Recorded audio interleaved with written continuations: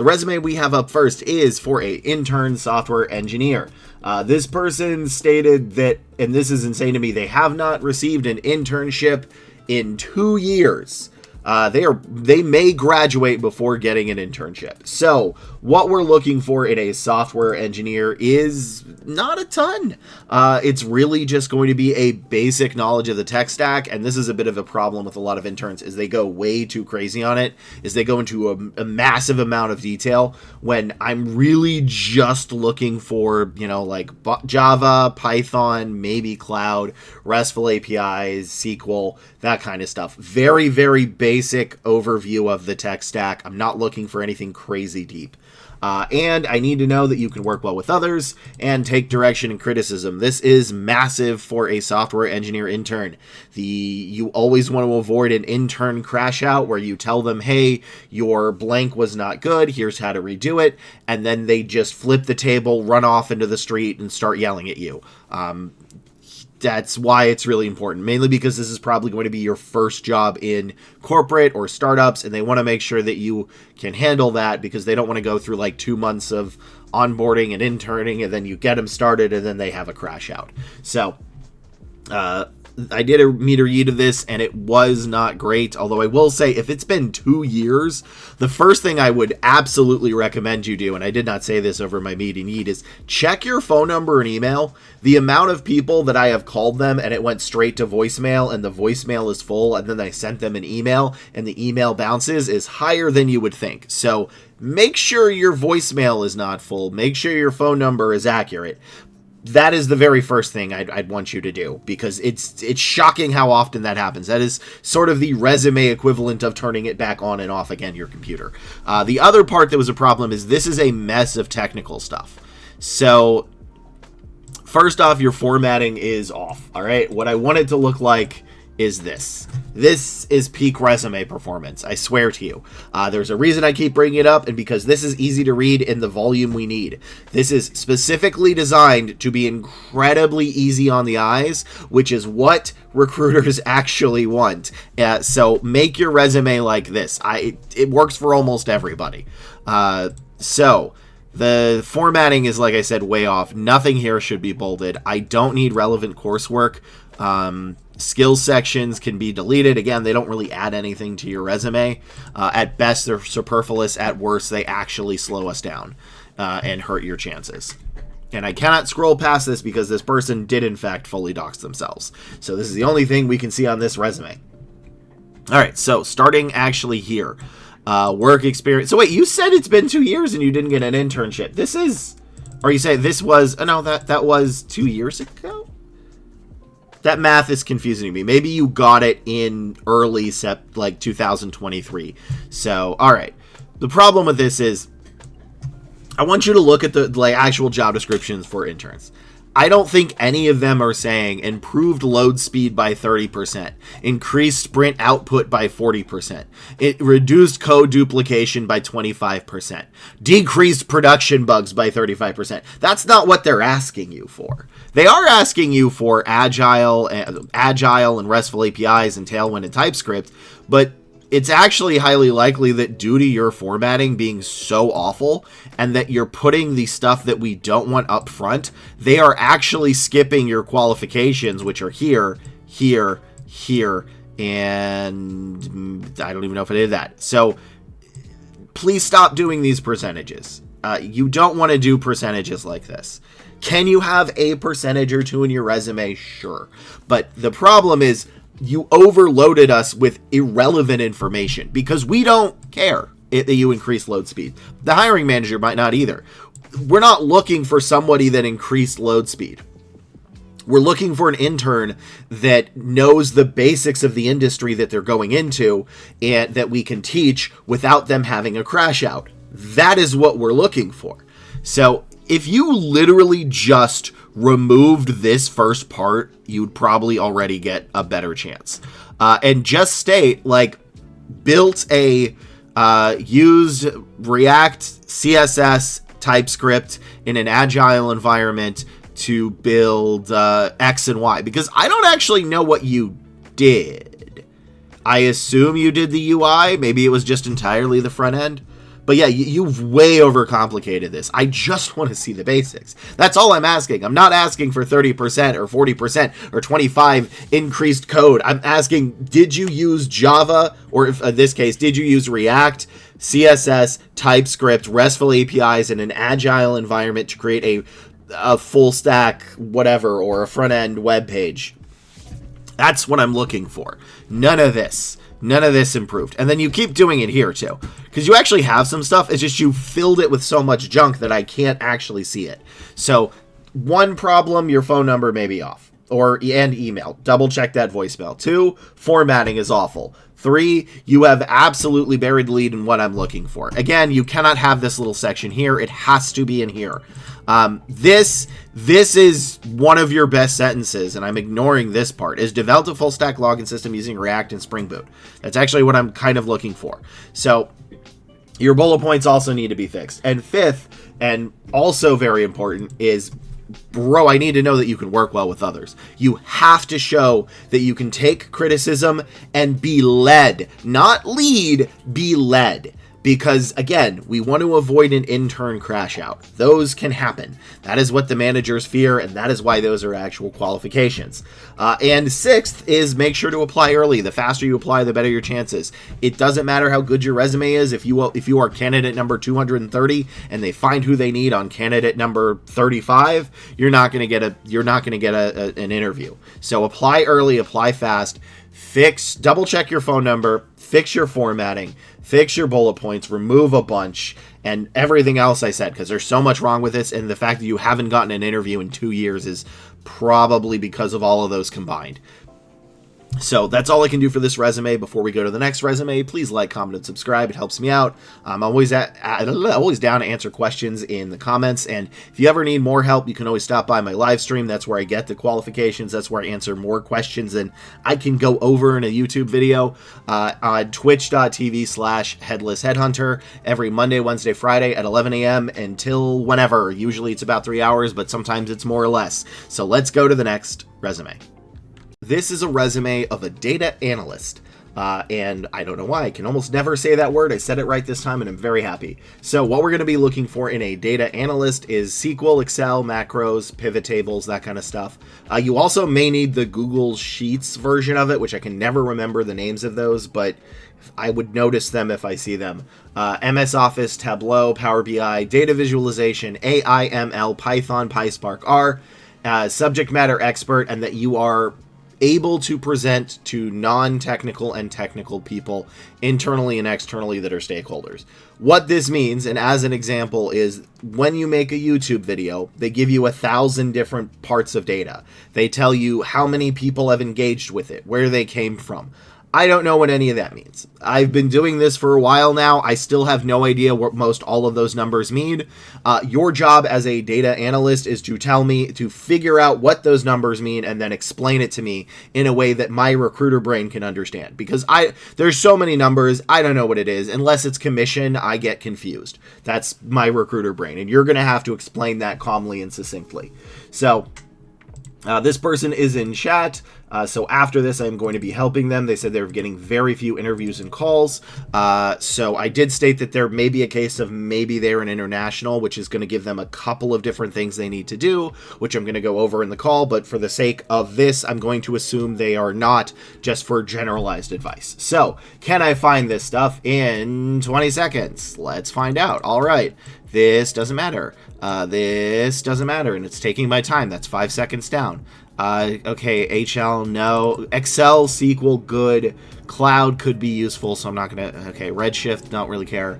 Python, okay, SQL. Again, that's kind of the same thing. I've only really found, like, SQL and Python and only one part of Excel. I haven't really found the other stuff. And although those are part of it, because, again, cloud can be used, it's not really what I'm looking for. And the formatting is so awful that I was only able to get down to, like, here. So, actually, no, it wasn't getting down. Here's dashboards. But again, you've buried this deep. So, first things first is we need to fix the formatting a little bit.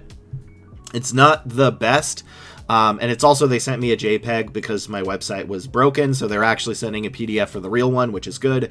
Always send a PDF or Word doc, otherwise the ATS may not be able to read it. So the difference is, this should be italicized and not bolded. This does not need to be here. And again, you don't want a summary unless you are relocating. Why do I always forget these? Explaining a visa or switching industries. So you may or may not need to explain a visa. I don't know, but that would be the only reason that you would need it. So if you fix that, it'd be a little easier to read. And the problem here is there's a bunch of stuff that I don't really need, right? Like, I don't need data quality. This is the problem with percentages. If you're in sales, if you're a manager, you may need to put percentages. But if you're a normal IC role, you want to be very, very, very cautious of putting too many percentages, because they're going to confuse the person. I don't know what data quality is, but again, I'm not looking for data quality. I'm looking that you can explain it to me. And in a case like this, you kind of already failed this part of explaining it to both technical and non-technical stakeholders because your resume is so dense and indecipherable. Because remember, we get 20 seconds. That's it. Technically, it's 15, but I add 5 because I have to verbalize it out loud for y'all and it slows me down. But we only get 20 seconds, and in those 20 seconds, I don't care about data quality by 45%, custom HL7 parsing rules. I do care that you used Excel. I do care that you used SQL. Power Query, maybe. AWS could be useful. But then the problem is you also have AWS and Redshift here. You have it a bunch of times. And it's what you want to do is you don't want to repeat the same qualification in the same job. So you do want AWS down here and you want it up here, but you don't want AWS here, here, here. So yeah, there are 3 times in the same one, and that's kind of taking up space. And in addition, this was so dense, I could not read it to see if there was a sentence about stakeholders. Was there anything about stakeholders? Or customers? Nope, nothing about stakeholders. Customers, maybe customers. Okay, yeah, all the way down here. And again, this is customer satisfaction, which I'm not looking for. That will be the end result, but I'm looking that you can present this stuff. But yeah, this is way too technical. Also, your education should be up at the top. Education should be here. You should be able to fit that into 2 lines, one for your master's, one for your bachelor's. Do you actually need to put both of them? Master's in business analytics. Okay, yeah, you should keep both of them. So your biggest problem is this is indecipherable, and you may actually have some of the qualifications I'm looking for here. I missed Tableau because there were so many other things that took my eye. And remember, I wasn't even able to get to down here. So you might actually have the right qualifications, but you're not showing them because it's so dense. It's focused, all right? You need to focus your resume. I would not recommend more than 8 bullet points max per job, especially for one you've only been at for, what month is it? My goodness, 6 months. That's actually kind of like you're putting like 9 or 10 for something you've been at for 6 months. You want 8 maximum. It's between 3 and 8. That's your goal, is 3 to 8. So you need to simplify it. You need to look up what we actually want, right? Like, what we want is not percentages. It's not role-based access control. Maybe HIPAA. Maybe HIPAA. They may want that for a particular industry. But there's nothing here about explaining complex topics. I didn't even get to the dashboards. And I don't see data visualization, which I assume is going to be the dashboards. I don't see any AI or ML. I did see Python and SQL, but I didn't see how you could do multiple projects. Because in the entirety of this, I don't know what you do. I don't know what you do as this. Like, data quality is not something that is understandable to a layman.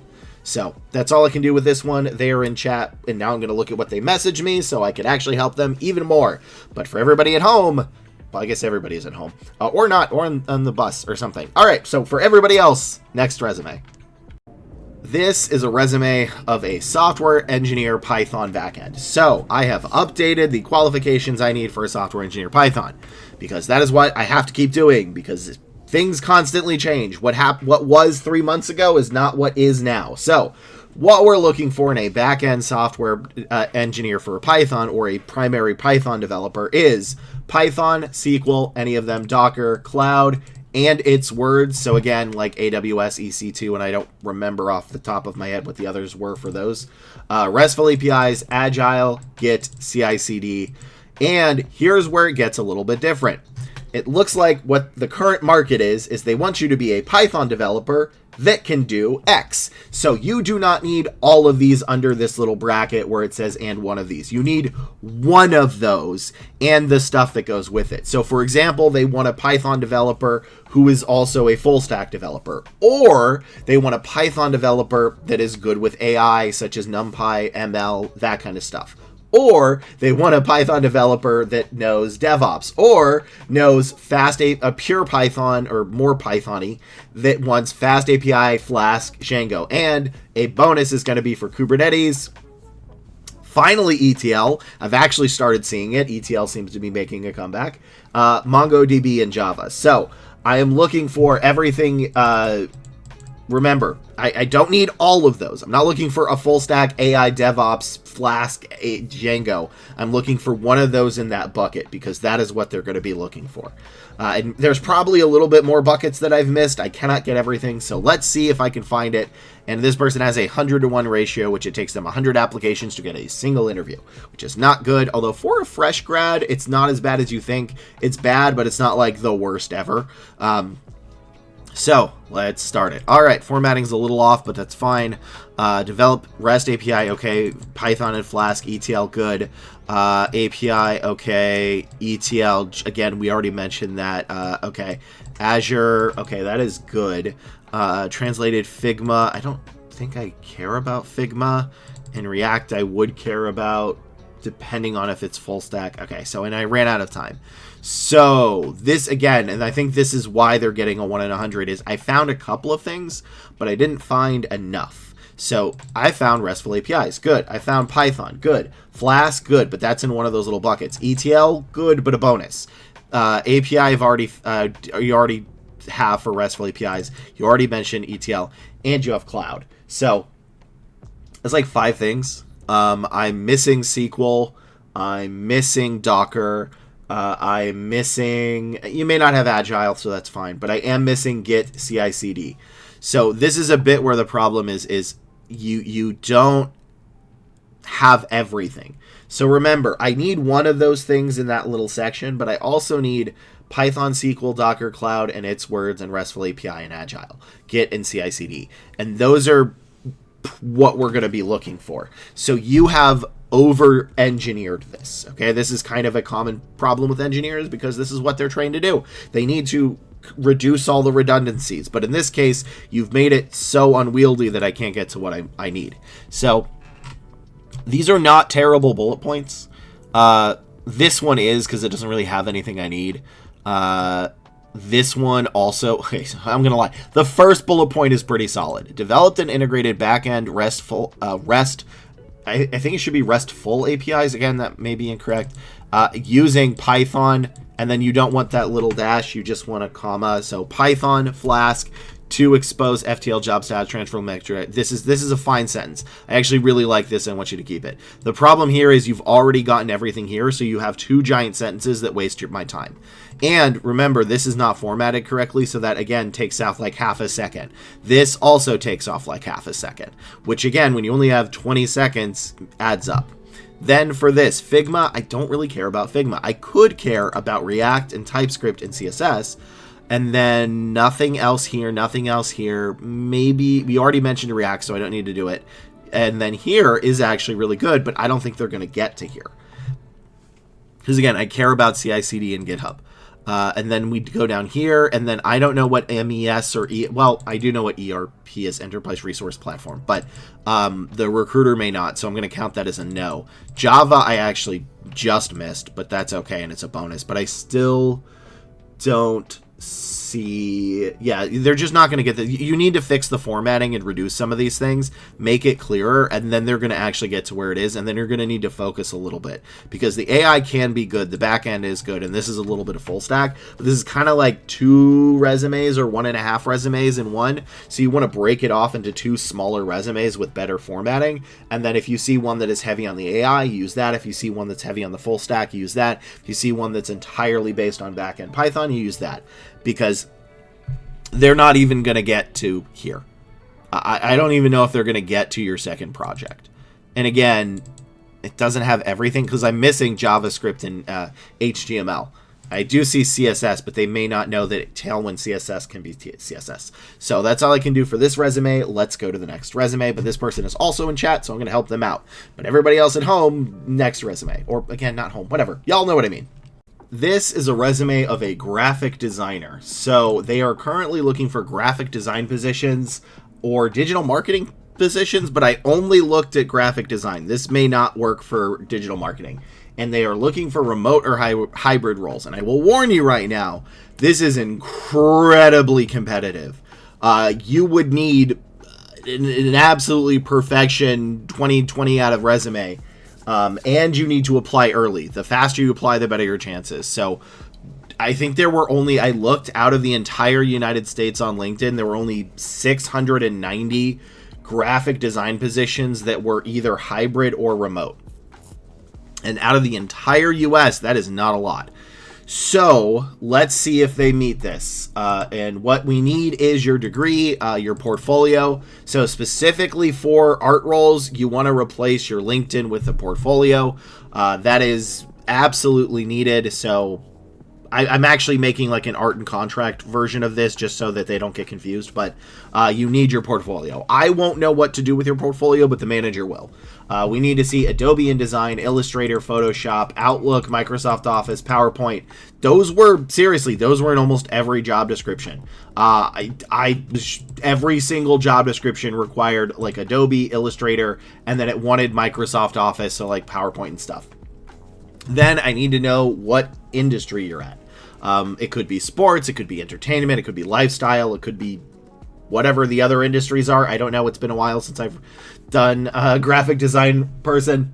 Recruited them, and meet tight deadlines while managing multiple projects. This was massive. You have to show me that you've done this. This was in almost every single one. Cross-functional typography, alignment, and hierarchy. It was in some of them, but, that might actually be a bonus. And a bonus, because this was in like a few of them, but not all of them, was graphic design, animation, multimedia design, fine art, film, studies, CGI, or 3D modeling. So, let's start the clock to see if I can find it. And again, do put your portfolio. Nope, that doesn't count. Go back. There we go. All right. Boom. Led projects from idea to final delivery under guidance from design director. Okay, this doesn't tell me anything. Design, print, and in-store campaign materials. That can be good because that's the medium. Using Adobe, good. Ensured all touch points reflected, enhanced brand, in-store, and customer experience. You're way too focused on the customer experience. Worked with design team, no. Follow broad rules and print best practices, no.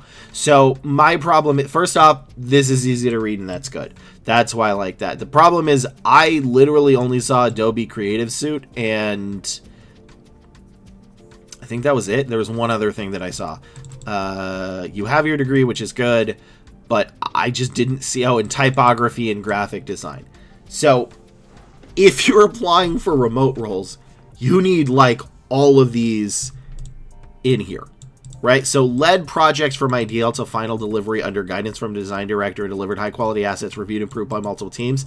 That is kind of okay, but not good enough. So I need to know led projects under tight deadlines, which I met in the industry, whatever industry this is, while using, Adobe, Illustrator, and Photoshop, and then it got approved by multiple teams. So you have to kind of fit all of that in, mainly because you're looking for a remote role, and your resume needs to be spotless for that. Then design, print, this is good because this is what it is. In in-store campaign materials, Adobe Creative Suite is good, but look at all this stuff I need. I need all of this, and I need to see it fast. Your biggest problem is there's just not enough here. And then you go down to here, typography. Again, this is good with typography. Adobe Creative Suites is good, but there's more. I don't know that you've met tight deadlines. I did see cross-functional, which was good. That is the approved by multiple teams. That counts as cross-functional. I don't know what industry you are. I'm assuming it's like in-store campaigns. I don't see Adobe InDesign. I don't see Microsoft Office. I don't see PowerPoint. I don't see Photoshop. I did see Creative Suites, but again, I like nothing else. And you do need your portfolio instead of your LinkedIn. That is why. Is this show here? So on my website, it should show for the actual template right here, and this is why it says LinkedIn/portfolio is for art people and maybe some engineers. They want to put their GitHub instead. So it's either LinkedIn or portfolio. If you can fit them both, that's fine. But usually you only need one or the other, depending on the industry. But this resume, I don't think would fit for a in-person. There's just not a lot here. I can fully read this, and I see like 2 or 3 things. So again, I am missing Outlook, Office, PowerPoint. I am missing tight deadlines. I am missing multiple projects. I do have cross-functional. I do have typography. But yeah, you don't have those. Because again, normally it's 75% to move forward, but with a remote role like this, their criteria is extra because they know they get so many people. So instead of like 75%, it's 90%. And I don't see that. So your formatting is perfectly fine. It just switched the LinkedIn with the portfolio. But if you're going for those roles, I need the rest of this stuff. Seriously, Microsoft Office, and that includes Outlooks. That includes like Outlook, Word, Excel. Actually, I didn't see a lot of Excel. Word, Outlook, all those things. I said it like 3 times now. My brain is failing me. But they were in almost every single job. Like, seriously, about 70% of the jobs to 80% of the jobs I looked at had Microsoft Office for graphic design positions. So you absolutely need to put it in. And that you met deadlines. Those 2 were in more of them than anything else. So that's all I can do for this resume. Let's go to the next resume. This is a resume review of a customer support manager. The problem is this person stated a customer service support manager. And there will be like 120 titles with that on LinkedIn, which is not enough. So something is off. This might be called something else. And this is kind of split between like a manager and an IC role. So I'm not fully certain these qualifications are correct. And if they are not, I apologize. Just resubmit and then give me a better title. So just for everybody's knowledge, I really do need about like, if you type in a role and you put United States and they're only like 200 or less, that's not really enough. I need about 500 to 600 at a minimum so that I can at least know that this is what everybody is calling this, so that I can find the correct qualifications. Because this may not be what this person is looking for, in which case everything is going to be wrong. So, oh, camera fell. All right. So it said, thank you, Lee. Thank you. For taking the time to read my resume. I'm currently navigating a career transition after spending the past couple of years as a business owner. As I return to the corporate world, I'm focusing on roles and lines with my strength in customer service and operations. I'm also in the process of earning my Sigma white belt with plans to pursue a yellow belt. All right, thank you for your help. No worries. So, assuming these are the correct qualifications, I'm not actually going to do a 20 seconds of this because, again, I don't know if those are right, and that's not really fair. So, okay, this is good. But what we're looking for a customer support manager is customer support or success management, basically previous success, and you've done it before. How you managed and led a team. So again, this is for like a management role. I need to know that you led people. You know, you are not doing the stuff. You are getting other people to do the stuff for you in the company. The industry matters. So again, like fintech or healthcare or SaaS or tech. HubSpot, Helpdesk, Zendesk, Freshdesk, Intercom. You just need one of those. How you partnered with the stakeholders or clients. Again, I need to know how you did it. That is the more important thing than that you did it. And can you troubleshoot problems? That was in a lot of them. Can you use data? And then Microsoft Excel, Word, and PowerPoint. So does this have it? Let's find out.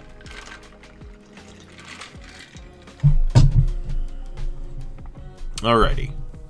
So this should be one line. So you don't need to call yourself real estate sales specialist. You could just put it as like sales specialist or something. Unless you're applying to other real estate ones, you can do like real estate sales or whatever.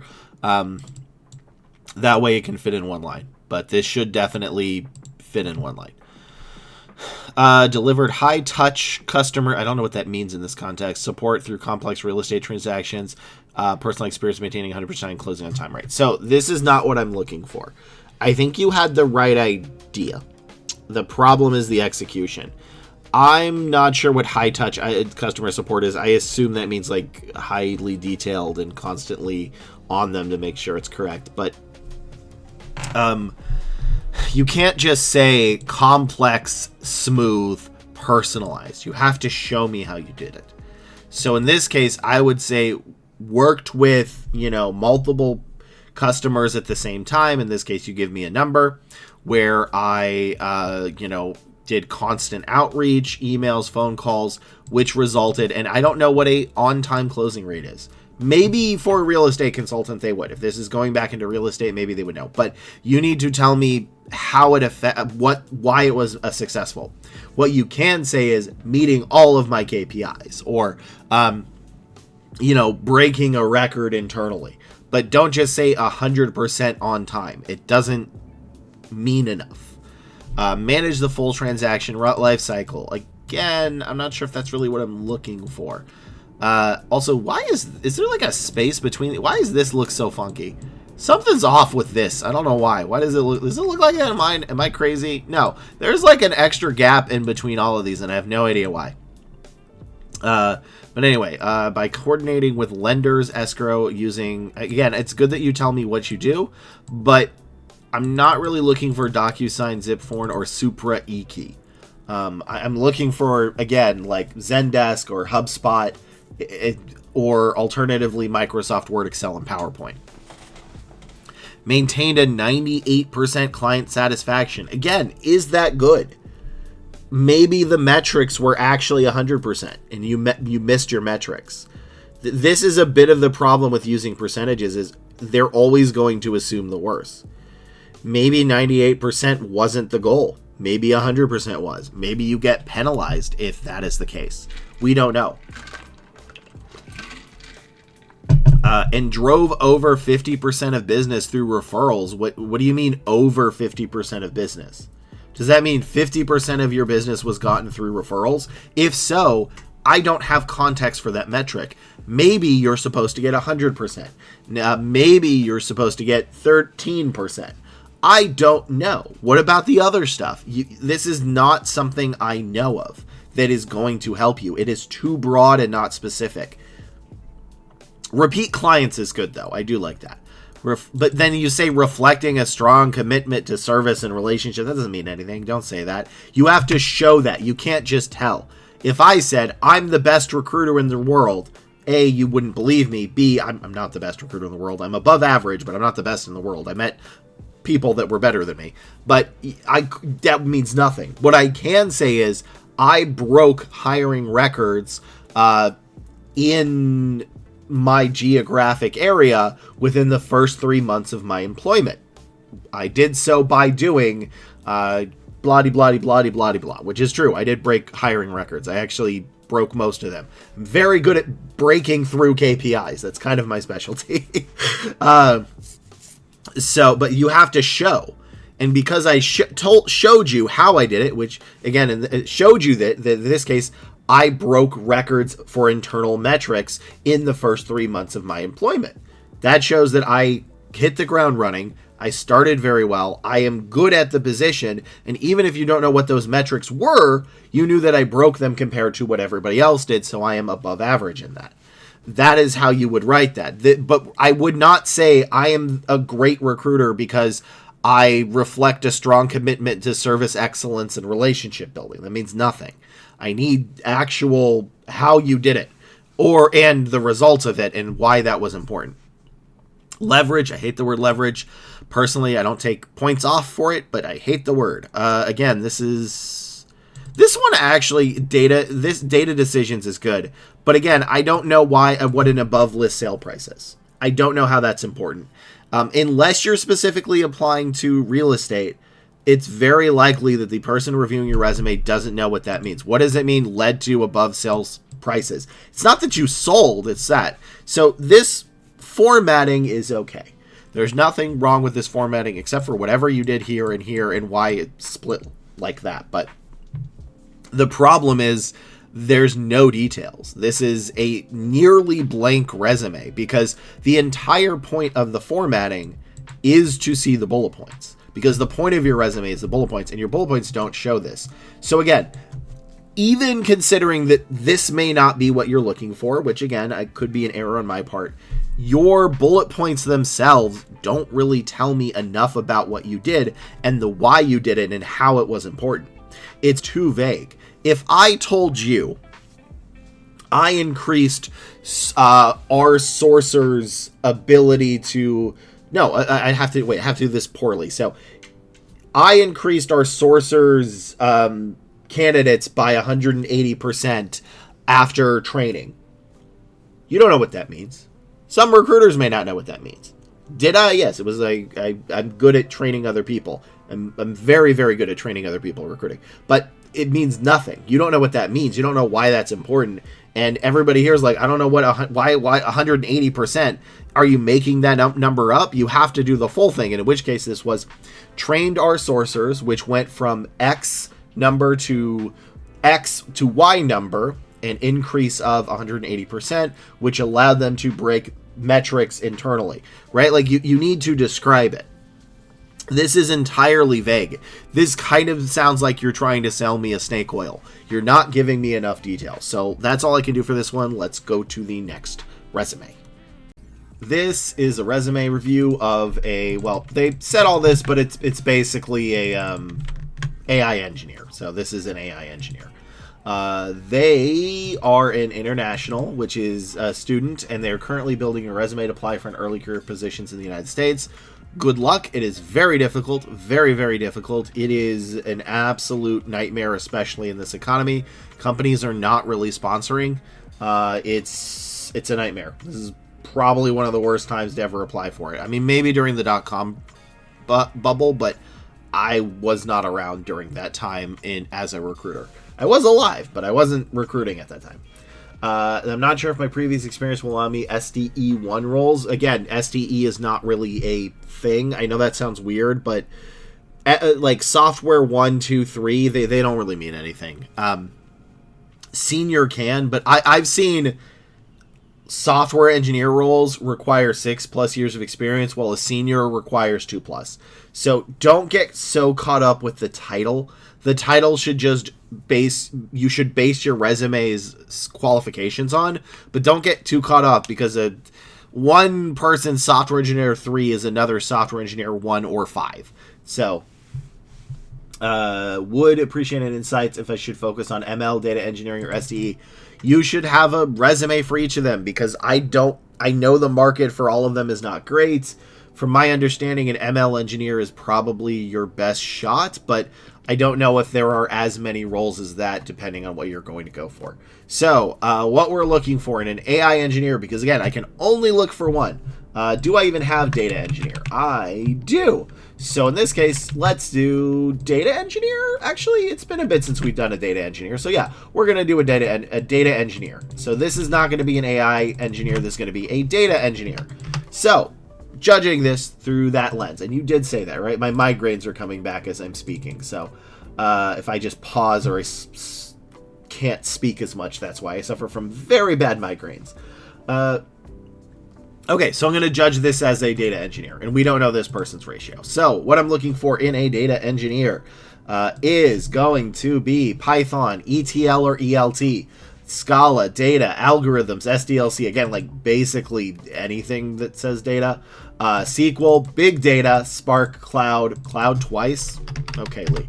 Ability to manage and communicate technical plans to non-technical people, data lake, data pipelines, data warehouse. Again, basically anything with the word data. So, as a data engineer, let's see if this works. And you know what? We can also maybe do it at the same time with an AI engineer.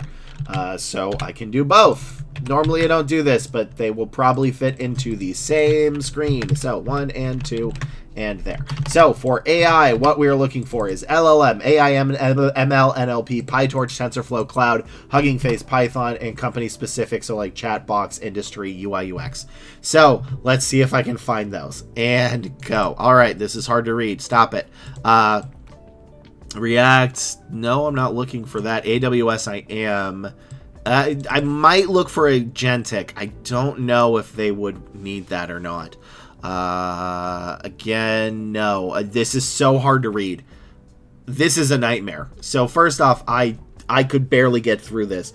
This is why you want to use my formatting, is because and this was the other resume, is that this lets you read farther. This lets you understand better. This resume, which again, you completely doxed yourself, so I can't scroll past this page. Stop sending me your phone number. These are not real roles. I don't need your phone number and your email. Please stop doing that. This is why the formatting is bad. I can only get to like here. And this is why you never want to keep bolding everything, is the more bolding you have, the harder it is to read in volume. If I was looking at this resume and I had 10 minutes, yes, the bolding may help, but I don't. I have 15 seconds, and there were 40 resumes before you and 70 after you, and some of those are in different industries. So first off, nothing here should be bolded. Nothing here should be bolded. This should be one line. This should be one line. This should be one line and italicized. But a big problem with this is you have this is 3 to 5 different resumes all crammed into one. So look at this. React, I don't want React unless I'm looking for maybe full stack or front end. Fast APIs, also same. PostgreSQL, yes, I actually do want SQL, but not for a data engineer or an AI engineer. I don't care as much. AWS EC2, yes, I actually do care. Authorization, don't care about anything else here. Spearheaded development of another agentic, it's good that you have this, but you may have to explain that this is AI. It is entirely probable they don't know that this is a subsection of AI. This is good to have, but I would make a little thing that says like AI or ML or machine learning and then put agentic framework. Because that is good to have, but they may not know it. And I actually had to learn this more recently. And again, I know people insult my tech recruiting, but I'm very good at it. I've increased the amount of hires per volume and quality of it and trained other recruiters. You are looking at an above average tech recruiter. Again, not the best. I would never claim to be the best, but I am above average. And then RAG, I don't think I've ever seen anybody put this in a job description. LangChain, I could, but Llama Index and Vector database may be too broad. Here it is. Python is the first time with 18% accuracy. This is a nightmare. This is a nightmare to read. You don't have anything I'm looking for, and if you do, it's buried deep. So you need to split this into 3 separate resumes, and that's your problem. Is a single resume cannot do well as a data engineer or an AI engineer or a software engineer. You need to split them into separate resumes, because no one will get through here, and we're not going to find enough, and then we're going to remove your application. And as a international student, you're already facing an uphill battle. Your resume will need to be, instead of 75% of what we need, it needs to be about 85%. Because most companies aren't sponsoring it. And what you do need is a very quick summary that states what you need, because the difference between an OPT and an H-1B and a TN visa are massive, and they may not know what it is. So yeah, you may have a ton of cool stuff here, but I couldn't even get past here. And that's really all I can do for this resume, because you don't have what I need and it's difficult to read. So fix the formatting. And that's all I can do for this episode. So thank you all for joining me. Please like, comment, and subscribe. You can ask any questions. I'd be happy to answer them. It takes me a day or two to do it. And if you ever need more help, you can go onto my Twitch chat. That's where I do all this stuff every Monday, Wednesday, Friday at 11 a.m. till whenever at twitch.tv/headlessheadhunter. And I will see you in the next video to help you get ahead of your job search.